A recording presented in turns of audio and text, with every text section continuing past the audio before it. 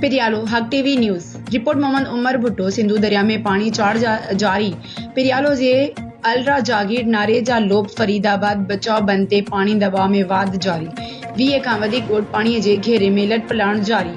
तफ़सील मूजिब सिंधु दरिया में पानी मुसलसल वाध जारी है। दरिया में पानी वाध करे पिरियालो भरसां अलरा जागीर जे कच्चे वारे इलाके ज़ीर पॉइंट वट बचाव बंद मथा पानी जो दबाव 3.5 फुटन ताईं पहुंची वञण करे अलरा जागीर गाढ़ी मोरी लोब बंद नारेजा बंद फरीदाबाद लोब बचाव बंद ते पानी दबाव वधी रहियो आहे। होॾां अलरा जागीर ऐं फैज़ मोहम्मद पुंडो जी कच्चे में पानी बोड अची वञण करे ॻोठ एतराओ ॻोठ गुल हसन मंगणे जो ॻोठ शाहनवाज़ खरूस ॻोठ आडो नारेजो समेत 20 ॻोठ पाणी जे घेरे में अची विया आहिनि, जंहिं करे इलाके वासियुनि जो ज़मीनी रस्तो कटिजी वियो आहे।